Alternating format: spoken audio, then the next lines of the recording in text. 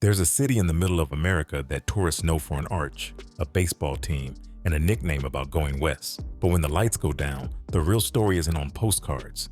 It's in back rooms where politicians shook hands with gunmen. It's in alleys where mob bosses fell, in bars where biker jackets lined the walls, and in housing projects where kids learned colors, codes, and hood politics before they ever learned algebra. Over more than a century, one place quietly turned into a training ground for gangsters, dope dealers, and drill rappers who treat beef like a public sport. The headlines call it a murder capital. The streets call it home. Tonight, we're going to follow that line of blood and money, from the old mob days to the livestream era. Join us as we dive into the hidden criminal history of St. Louis. People called it the gateway to the West. Big explorers like Lewis and Clark pulled off from there, riding out where the Mississippi and Missouri rivers meet.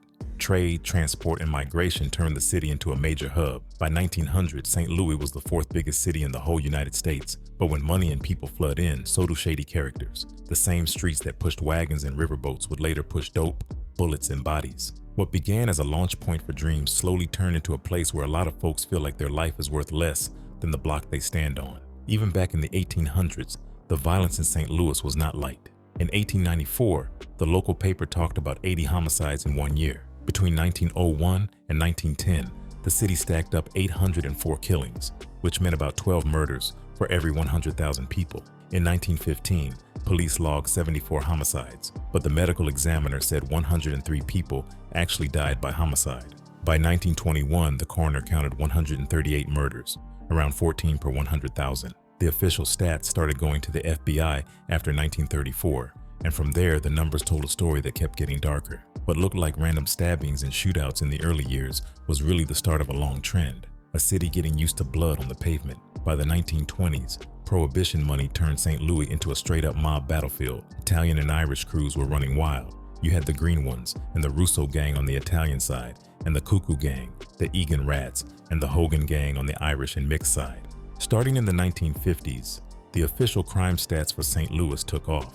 Index crimes and homicides climbed and kept climbing, peaking in the early 1990s. The highest number of index crimes hit in 1969, and the most homicides came in 1970. Some of the drop after that was just math. The city was losing people, so fewer bodies meant fewer cases. But there were other reasons too, like low inflation, open-air drug markets cooling down, and crack use dropping off. Even with those changes, both violent and property crime in St. Louis and the wider metro area stayed higher than the average for big American metro areas. Year after year, the city stayed near the top of the most dangerous lists, building the kind of reputation that scares tourists and normalizes fear for the people stuck there. The violence was not just random.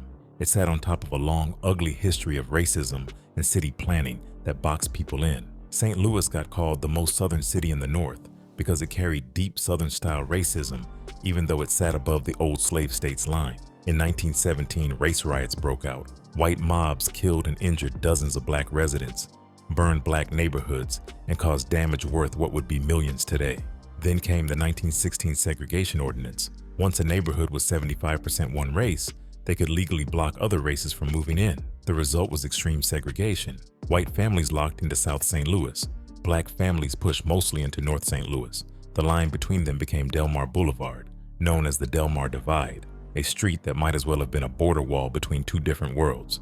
In the 1950s, the city said it had a plan to fix things. They cleared Mill Creek Valley, a black working-class area, forcing out around 20,000 residents and about 800 businesses. They bulldozed the neighborhood to build Interstate 64 and expand St. Louis University. The people they kicked out got pushed into new public housing projects, Wendell O. Pruitt Homes and William Igoe Apartments, together called Pruitt-Igoe. The complex had 33 tall towers designed by Minoru Yamasaki and was sold as a modern answer to slums. At first, it looked like progress, but from day one, the money was not right. Funding and maintenance were cut, residents were poor and isolated, and the design was downgraded to save cash. They packed in more people, but there were no parks, no playgrounds, no laundromats, no grocery stores, not even basic public toilets. Rent was supposed to pay for maintenance, but low incomes and rising vacancies meant repairs barely happened. Skip-stop elevators only stopped on certain floors, creating dead zones that became robbery and ambush spots. Dark stairwells felt like traps. Long shared walkways turned into hangout zones for crews. By the late 1960s, Pruitt-Igoe felt like a place the city had given up on. Vandalism spread through the towers, hallways felt like abandoned tunnels, and the buildings themselves started to betray the people inside. One winter in 1970, a sewage pipe burst. Raw sewage leaked out, froze on beds, and closed in the freezing air, then thawed and ruined everything when the weather warmed back up. For a lot of kids, walking home was like running a gauntlet. Teenagers formed gangs just to survive the walk from one building to another. Violence and crews became everyday life. Pruitt-Igoe stopped being a project and turned into a symbol of how badly the system had failed. The complex was eventually shut down and demolished in the 1970s, and footage of the towers blowing up on camera became famous worldwide. Behind those explosions were generations already trained to see the city and each other as enemies. Over time, the gang landscape in St. Louis turned messy. National sets like Crips, Bloods, Gangster Disciples, and Vice Lords controlled most retail drug trade in the city. But there were also tons of neighborhood-based gangs with no boss above the block. Some names stand out: Boys of Destruction, the Horseshoe Posse on the other side of that line, groups like the 55 Boys, closely watched by police for flooding South St. Louis with fentanyl. The 1600 Clara Boys popping up in Wells Goodfellow and sparking community fear. Historically, the city hosted all kinds of crews: Bottoms Gang, Egan's Rats, Hogan Gang, Pillow Gang, the Russo Gang, the Cuckoo Gang, the Green Ones, plus outlaw biker clubs like Hell's Lovers and Wheels of Soul, and the St. Louis crime family itself. What you end up with is not a clean war between two sides. It is a fragmented, constantly shifting battle royale of small sets, each trying to hold onto a few blocks, a corner, a project building, or a stretch of avenue. All this gang activity sits right on top of a major drug pipeline. The St. Louis Metro, with over 1.3 million people, is both a big consumer market and a transshipment hub. That makes it perfect for moving cocaine, heroin, marijuana, and meth from the southwest border into Missouri, and then out to Illinois, Iowa, Kansas, Nebraska, and Wisconsin. Mexican drug trafficking organizations have stepped in as the main transporters and wholesalers for heroin, coke, meth, and weed. Their main sources are in cities like Phoenix and Tucson, but they also pull from Chicago, Dallas, El Paso, Houston, and Los Angeles. Local investigations show these traffickers often have ties in Chicago, Atlanta, Memphis, and New York. On the retail side, African-American street gangs, mostly Crip and Blood sets, run most of the city trade, while independent black dealers dominate the county. Feds say the number of these street gangs is growing. They are helped by recruiting younger and younger kids in schools, turning classrooms into low-key farm systems for the next wave of shooters and dealers. Egan's Rats came up back in 1890, built by Thomas Snake Kinney and Tom Egan, straight out of the Kerry Patch neighborhood. They started off doing small-time dirt, but their real power came from politics. On election day, they were the muscle for the Democratic machine, shaking polls and squeezing votes. By 1904, Egan's Rats had become the worst political terrorists in the city. They ran clubs like the Jolly Five and Cross Keys as their base. When they wanted somebody gone, they did it in broad daylight, like when a deputy constable shot mechanic Fred Hesse at high noon and still walked free. In St. Louis, the message was simple: snitch on the rats and you might not make it home. While Egan's crew was running the big game, another squad was forming in the Badlands near Union Station, in a low-lying area people called the Bottoms. That is where the Bottoms gang came out of, rising from the old political gang of John Bad Jack Williams. After his machine got smashed, one of the few survivors was Frank Hussey, a college-educated hustler who studied political science and business. He got himself elected to the House of Delegates and started using local street toughs as his enforcers. His half-brother Lawrence Lawler Daly ran with him and controlled the numbers racket in nearby black neighborhoods, wheels called Little Joe and Mobile. Their young leader on the street side, Anthony Foley, and his boys like Eddie Carroll, Red McAuliffe, and the Carroll brothers turned the 22nd Ward into a war zone. They were wilding out with burglary, assault, armed robbery, gang rape, and murder. The Bottoms gang had two main ops, Egan's Rats and the St. Louis Police Department. By 1907, the Bottoms gang was basically a runaway train. They drank heavy, sniffed coke, and then hit the streets of the 22nd Ward like a mob, beating cops, robbing civilians, and daring anybody to say a word. By 1917, after one last round of bodies and a final war with the Rats, the Bottoms gang basically evaporated. Even after most of the Bottoms were dead, jailed, or retired into the saloon business, pieces of that crew kept feeding the next generation. Some of the surviving members moved into the Soulard district and stood with a smaller crew called the Chouteau Avenue Gang. That unit later morphed into the Cuckoo Gang, one of the names that would pop up in later St. Louis wars. Behind these wild Irish wars, Italian gangs were busy building their own pyramid. Early bosses like Dominic Gembroni ran the local mafia until 1924, when he fled and was later killed. Different Italian crews, the Green Ones, Pillow Gang, Russo Gang, Egan's Rats, Italian allies, Hogan's Italian allies, the Shelton Gang, the Cuckoos, all clashed over bootlegging. One feared shooter, Alonso Palazzolo, enforced for the Green Ones, under mob boss Vito Gianola. By the late 1920s, the streets felt like a war movie. The Green Ones and the Cuckoos even tried a truce in 1926, but the peace did not hold. In August 1927, Italian mobsters Tony Russo and Vincent Spicuzza got dropped in Chicago after Palazzolo double-crossed the Cuckoos. A month later, 4 shooters lit Palazzolo up in revenge. Not long after that, gunmen caught Gianola at a woman's house and almost turned him into Swiss cheese, firing around 100 shots and putting 37 bullets in his body, while newspapers ran full-page breakdowns of the hit. The Lou was already learning what it looked like when organized violence ruled the streets. The Pillow Gang, led by Pasquale Santino, then by Carmelo Fresina, even got his name because Fresina carried a pillow to sit on after taking a bullet to the backside. They linked up with the Russo Gang, fell out, and kept feuding along with splinters of the Green Ones. Over time, Thomas Buffa took control, pulled these factions together, and turned them into a single St. Louis mafia family. After Buffa fled and was found murdered in California, leadership went through bosses like Tony Lopiparo and Pasquale Michelli, then hit a new level under Anthony Tony G. Giordano. Anthony Giordano flexed hard enough to declare independence from the Kansas City mob. When Giordano died from cancer on August 29, 1980, his death shook up more than just the Italian side. People in the underworld called it the end of an era. The wake came 19 days later, when his ally James Michaels got blown up by a car bomb on I-55. Officials begged for peace, warning that this war was not just gangsters killing each other anymore. It was ripping straight through the community. From the old Cuckoo Gang roots, 2 Syrian Lebanese families, the Michaels and the Leisure clans, had already been in the mix. Even though people sometimes called them Syrian, the families came out of the part of Lebanon that used to be inside Syria. They were not independent bosses. They were under the umbrella of the Italian St. Louis crime family while Giordano was alive. After he passed, that cover disappeared. The Michaels and the Leisure families turned on each other and went into open war. What started as Lebanese mafia under someone else's flag turned into its own bloody conflict on St. Louis streets, adding one more layer to a city where organized beef was never far from a funeral. While mobsters and family crews were beefing, biker gangs added another dangerous layer to the picture. The Hell's Lovers Motorcycle Club started in Chicago in 1967, one of the first integrated biker clubs in that city. Founder Frank Claim Jumper Rios, a Mexican-American from the West Side, launched a club that wore a 0% diamond instead of the usual 1%.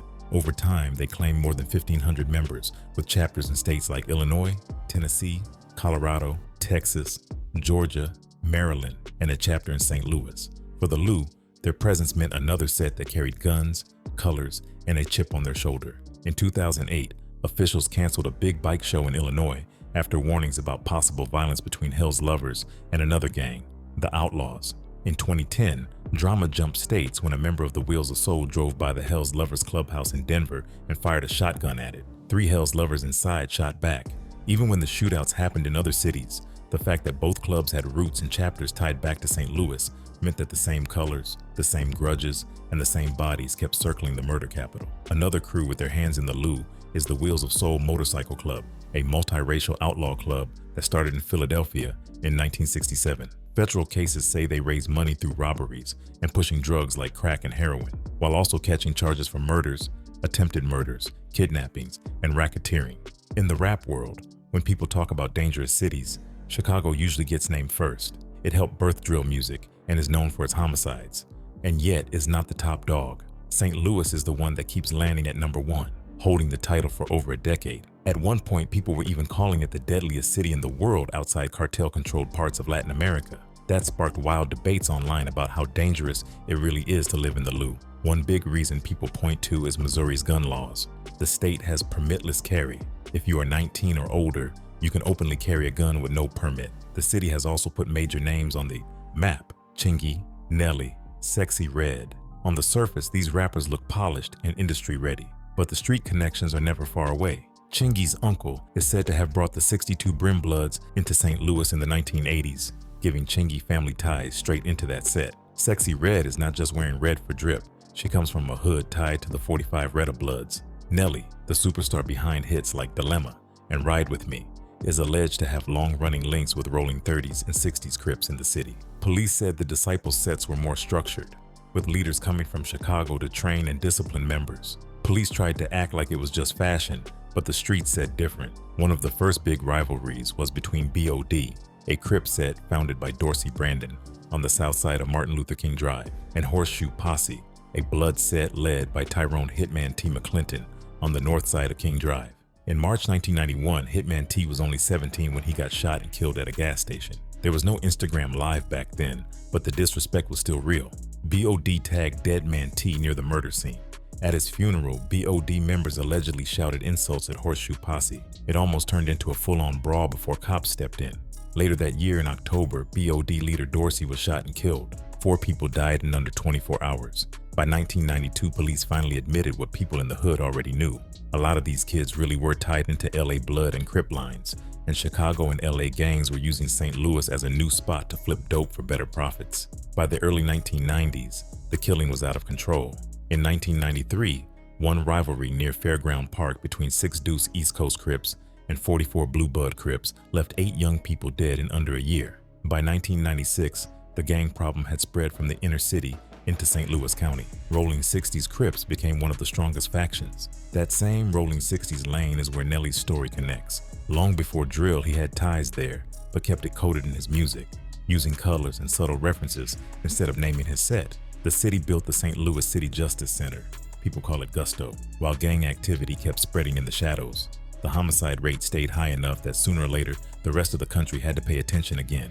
On the ground, St. Louis turned into a patchwork of hoods, each with its own sets and long-running beefs. Downtown along Cass Avenue, housing projects built in the 1940s and 1950s replaced old neighborhoods like Mill Creek Valley and DeSoto Car. By the 1970s and 1980s, that strip was legendary. Drug kingpins claiming turf, project and neighborhood wars, and spots like Pruitt-Igoe becoming synonyms for chaos before they were demolished. The Ville, a historic black community stretching across both the north side and west side, used to be home to stars like Tina Turner and rock pioneer Chuck Berry. Now many blocks sit empty, while active sections like Lexington's 41 LEX and 44 LEX, Ashland's 44 Ashland and 39 Ashland, 4200 Moffett, and the 442 Ville still hold down the name. The north side is known as the most active side. Sets like G Street on 5000 Geraldine, Walnut Park Bloods, and the split between the dub of JMV and DST, plus wars between early rolling 60s and 62 East Coast Crips around OPAC and College Inn Carter, turned almost every corner into a potential war zone. Only parts of North Point, Penrose, and Hyde Park sit a little quieter. North City really grew with black families moving into spots like O'Fallon Park and College Hill in the late 1950s and 1960s, then into Walnut Park and Baden after the big projects came down. On the west side from St. Louis City between Natural Bridge and Del Mar, out into St. Louis County south of I-70 and west of Ken Lynn, hoods were already forming with crews like the West Side Rockers, Hardy Boys, and Boys of Destruction before Bloods and Crips showed up. By the late 80s and early 90s, most West Side hoods became blood sets like Horseshoe, Hodemont, and Wellston, while a smaller slice went Crip, mainly rolling 60s along Goodfellow in areas like Wabata and Cates. Blood and Crip sets pushed into county towns along Natural Bridge and Page Avenue, Pagedale, Hillsdale, Pine Lawn, University City, and Wellston. The South Side was mostly white for a long time, but even there you had original hoods like Gibson, Park Avenue, Grape Hill on 2600 Hickory, the Dark Side, Accomack, Peabody, and the old Darst Webby projects. In the 1980s and 1990s, white families began leaving the State Streets, the 3rd District of the South Side, south of Gravois and east of Grand. That created new hoods further south across the 1990s and 2000s. As gentrification hit the old South Side blocks, those State Streets kept creeping further down, almost into South St. Louis County. North County went through its own flip. From the 1980s into the 2000s, new apartment complexes reshaped North County. Many sat between Parker Road and Lucas Hunt, and as white flight pushed people toward West County and St. Charles County, black families shifted into Jennings, Riverview, Spanish Lake, Delwood, Parker Road, and nearby areas. Every wave of movement gave gangs new blocks to claim, Going into the 2000s, the streets were drowning in hard drugs that kept the murder machine running. Around 2006, cops were seeing white powder heroin take over from the Mexican black tar that used to be more common. Then black tar started creeping back in 2007. For a long time, the heroin hustle was run by older local independents, guys in their 30s and 40s who had been in the game. But by 2007, police started noticing teenage dealers stepping in, ready to risk it all. On the crack side, African-American street gangs controlled the retail action, cooking powder into rock and flooding the hoods, while some dealers kept their purchases in the half-ounce to 1-ounce range just to dodge the heavier penalties that come with crack charges. Inside the city, meth was not the main drug, but in the counties around St. Louis, including St. Louis County, meth was the #1 headache. Even with laws trying to control pseudoephedrine, cooks simply drove to neighboring counties and states, grabbed their chemicals, then came back to eastern Missouri to fire up labs close enough to feed the city. By 2015, one neighborhood on the north side had become the symbol of how bad things could get. College Hill sits in impoverished North St. Louis, and when some people Googled the worst place in America to live, that name popped up. Homicides in the city had jumped almost 60% that year, and College Hill was labeled a crime hotspot, with 80 extra cops dropped in for a while. Even with that, the place looked like a war zone. Houses with no roofs or windows sat next to boarded-up churches and businesses. Bricks were stacked on sidewalks so residents could sell them just to survive. Teddy bears lined the outside of abandoned homes, quiet memorials marking where people were killed. About 92% of the 1,800 residents were black, but they were tired of being reduced to numbers. "We're surrounded by murders," said John Langerston from Urban Born. "We hear gunshots going off all the time. That's normal here." He said the kids in his free program were often the children of the people being murdered, and that hit different because they had to manage that trauma every day. Langerston had moved from Los Angeles in 2012 after he and his team Googled the worst place in America to live and saw St. Louis. He put around $1.5 million of his own money into building Urban Born on one of College Hill's most wrecked blocks, literally buying out a crack house and a burnt building to flip them into a safe compound. Bull mastiffs guarded the property, and he talked about planting thick trees just to keep the kids from being hit by bullets. Every school day, kids came through to play sports, do theater, and learn conflict resolution, all for free. He said the wild part was how many drug dealers sent their own kids there because they don't want their kids to have the life they have. One day he walked with the children while a little girl happily pointed out signs of autumn. Her dad picked her up at 6 p.m. By 8 p.m., he had been shot 8 times and killed on that same block. That is what growing up in this hood looks like. A few blocks away, near a 150-year-old water tower that hints at the area's old glory, Fresno's Diner tried to be a legit bright spot in College Hill. Inside, at a corner booth with a laptop and a dictionary, sat writer Lakeith Woods, grinding on his novels about the life around him. He said he grew up right there, called it a depressed area, and explained how he started writing inside a cell with nothing but a pocket dictionary, some stamps, and a pencil, turning that into a 55,000-word book, and then a whole series. On the wall, a poster for his crime novel, Cornerstone, carried his note, "I live in St. Louis, Missouri, also known as #1 murder capital in the nation. Everyday life is threatened with crime, drugs, and murder."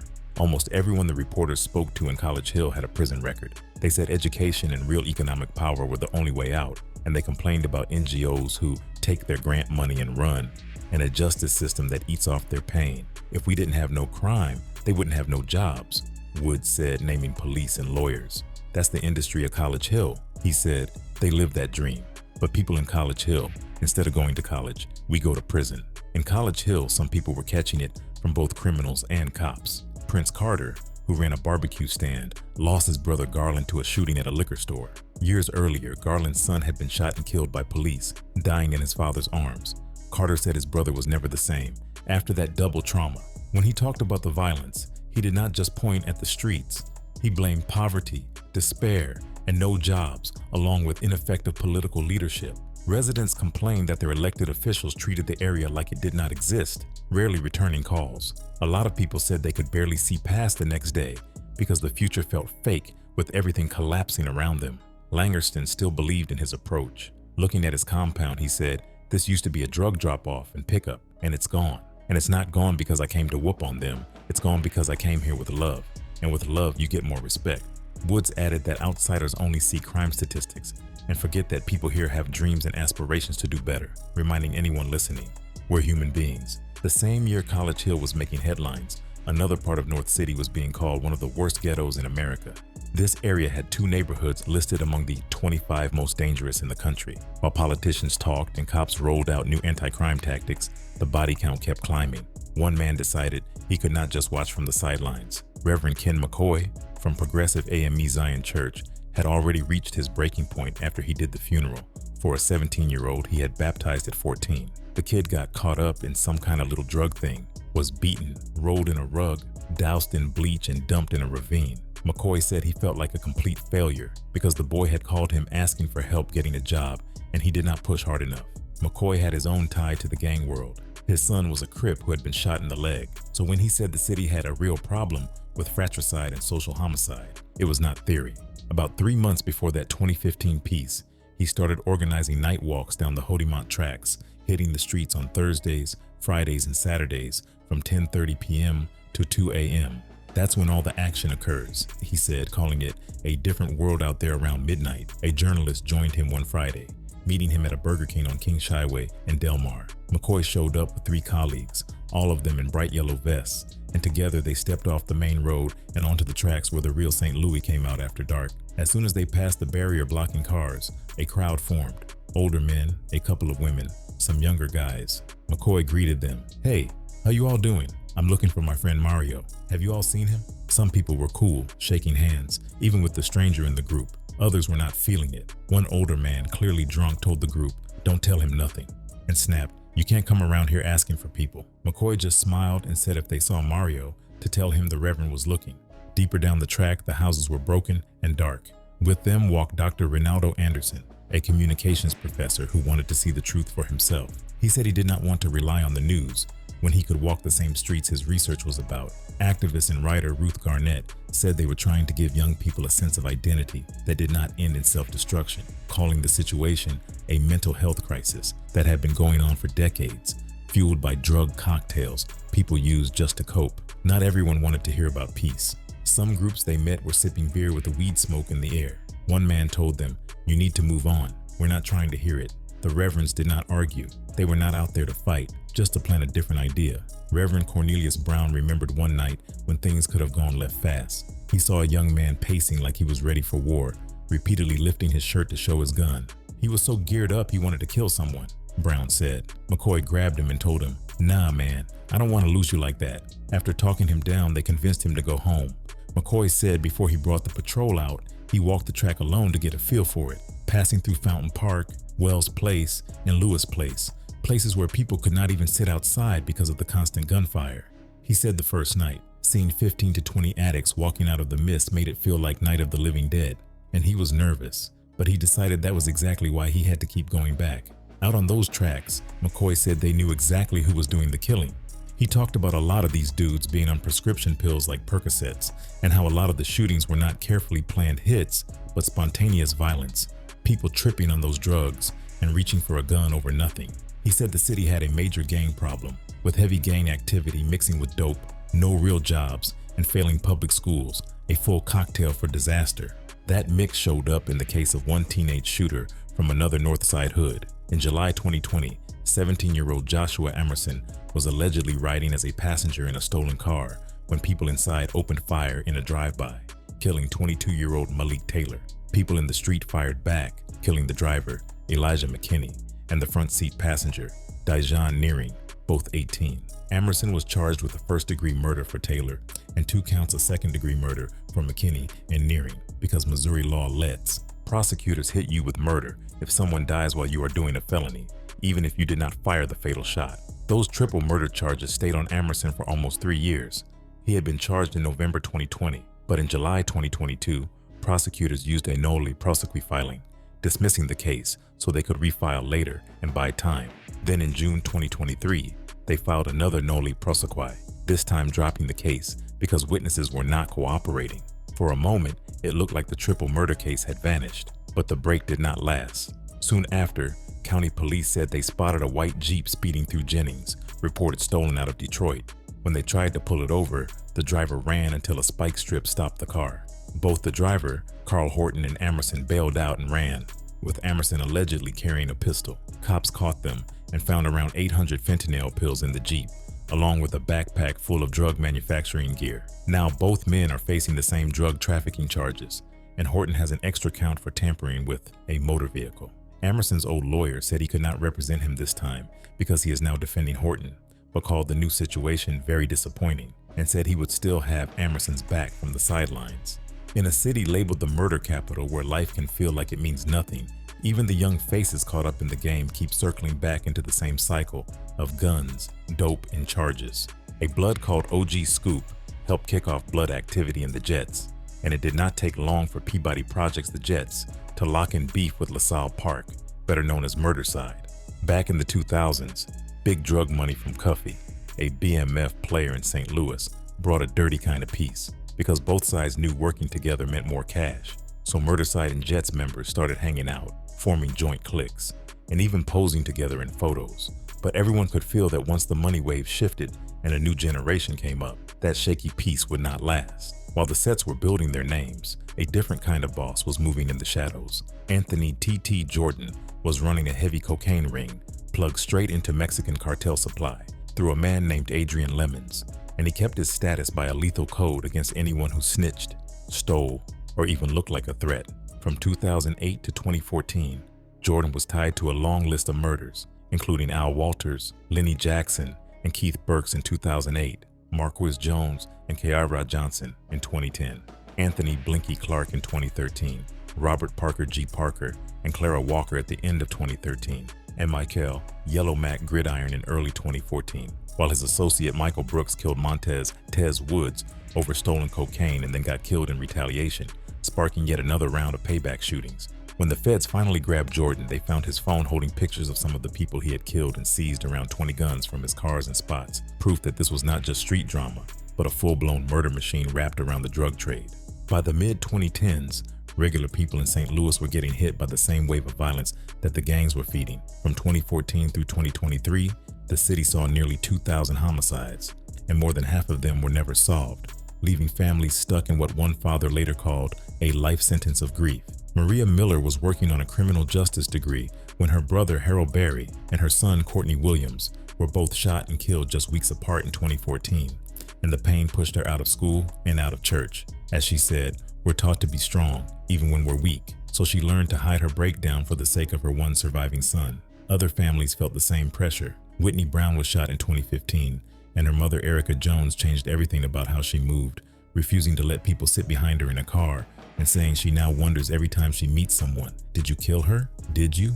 While in 2018, when 26-year-old Mario was killed, his mother Montagne Miller Jones said the grief tore her marriage apart because she and her husband did not know how to carry that kind of loss together. On the gang tip, the Murderside versus Jets beef kept claiming names. Tiger, real name Brian Mitchell, was killed on July 4th, 2017, and the Jets renamed their hood Tigertown in his memory, while his brother Little Greg had already been taken in the 90s, and their relative Bornethke would die later in the war, showing how one family could get hit over and over. Murderside lost soldiers too, including Rondo, Anton Butts, who was shot in 2016 and died in 2017, and LeJean, John Frost, killed the same year, as both sides stacked losses and used the dead as fuel for more hate. By 2019, Drill Rap poured gasoline on top when P.Y.G. Wayne and Bornethke dropped a track called Terrorist Attack, disrespecting Murderside and name-dropping dead members like Rondo, pulling almost 1 million views and making the disrespect public in a way the older heads never saw. The chain reaction that followed showed how quick a song can turn into bodies. Bornethke was shot in the back of the head, with rumors that his own people might have accidentally killed him during a shootout, and Murderside rapper Robo Murder mocked his death online, even reenacting it like a skit. Jets members tried to strike back days later, but instead of catching a real op, they shot and killed Elliot Massey, an innocent man just sitting on a porch, a killing caught on camera that ended with rapper PYBZ, Sanchez Swink, getting 22 years.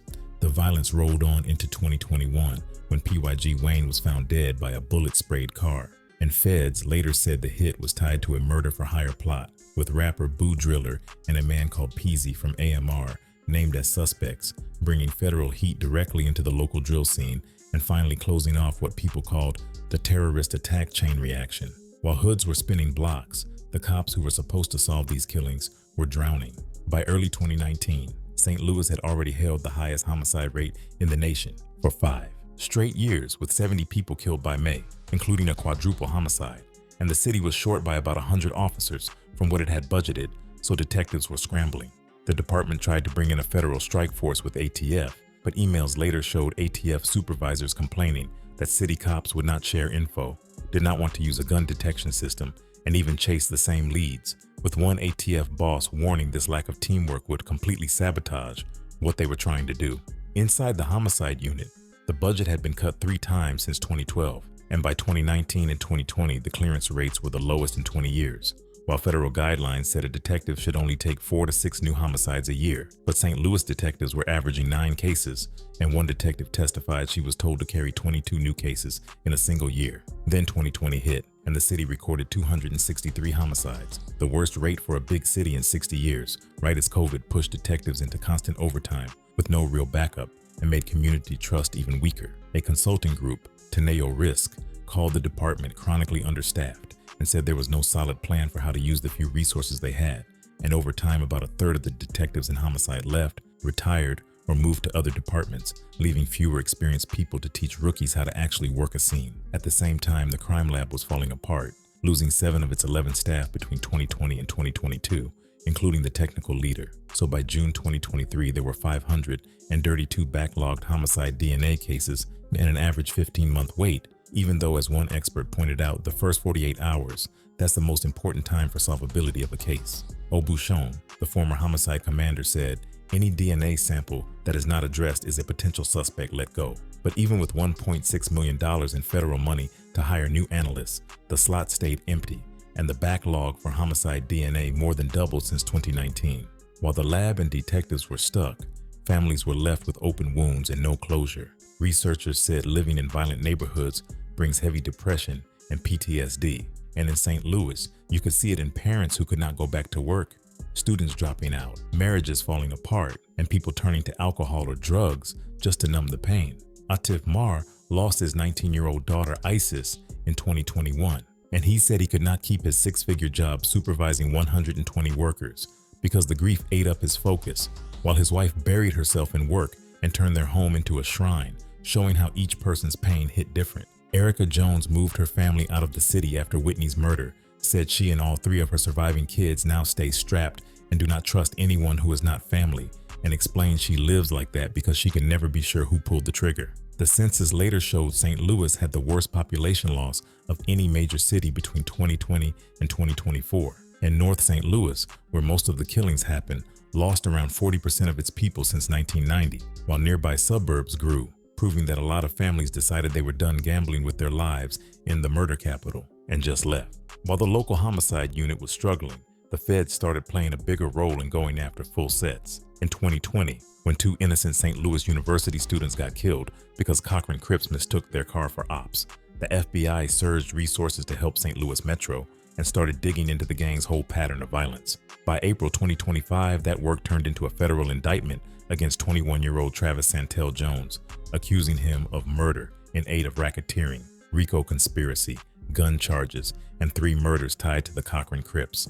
Court papers said Jones and his homies were driving around in July 2020 strapped up, looking for get-backs on a rival gang, and they ended up killing 2 innocent people they thought were enemies, then sped off and even bragged in a rap track about the murders the next day. In 2022, he was allegedly part of another hit where they armed up, drove to a fellow Cochran Crips house, and killed him because the gang said he had disrespected another member, showing how twisted it gets when the same set that talks family is willing to smoke one of its own.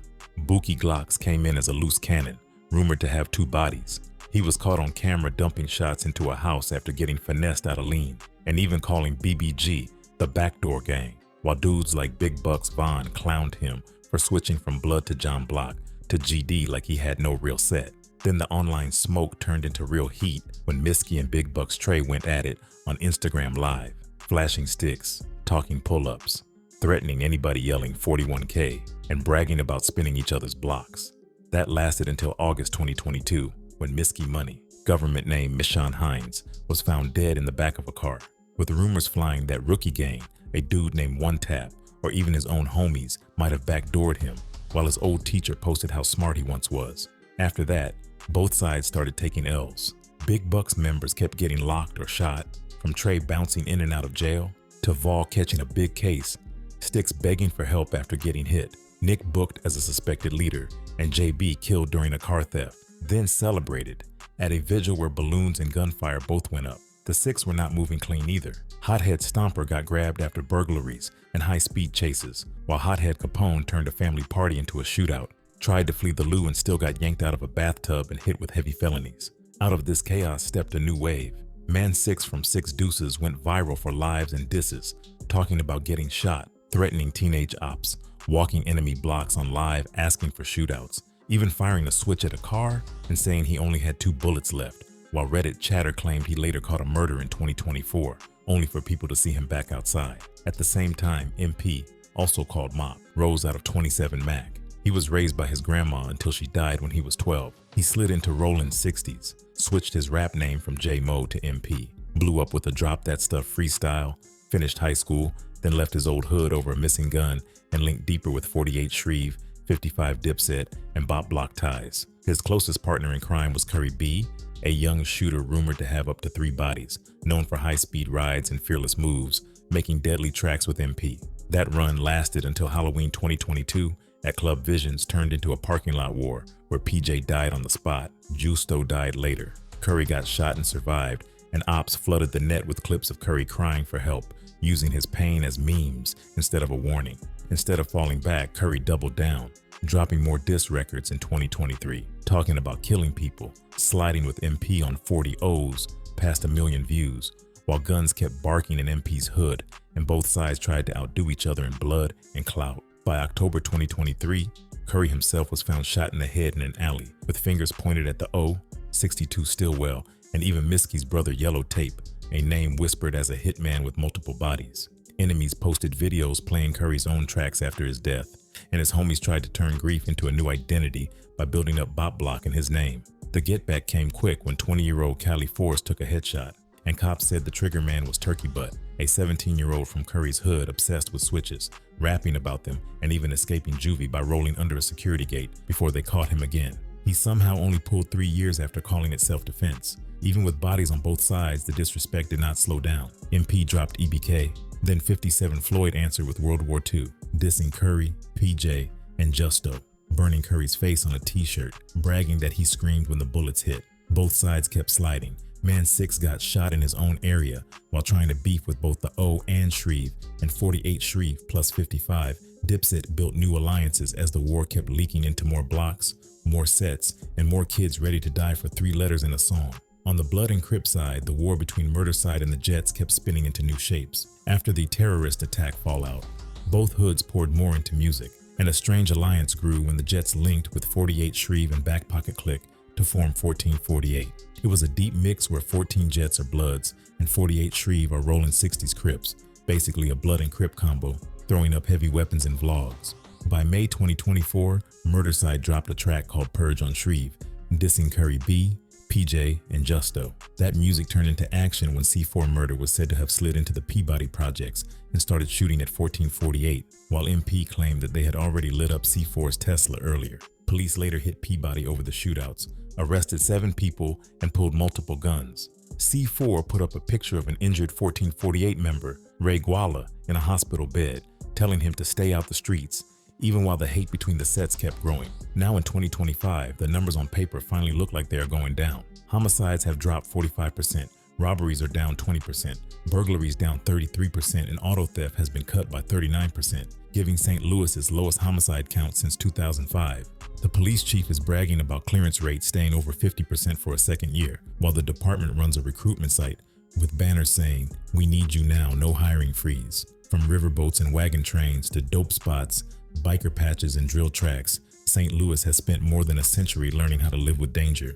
On paper, some numbers say things are getting better. Fewer murders, fewer robberies, fewer stolen cars, but you don't have to look far to see how thin that safety really is when one diss, one live stream, or one bad summer can flip the whole city back into chaos. So, after everything you've seen in this story of the Lou, what do you think really keeps the cycle going? The gangs on the ground or the systems above them? If you grew up here, would you stay and fight for the block or leave and never look back? Do you see drill music as a lifeline out or gasoline on the fire? And most of all, After 100 years of blood and business, do you believe a city like St. Louis can ever truly leave this life behind? Let us know what you think in the comments box below. And if you liked how we presented you this video, hit that like button and make sure to subscribe for more.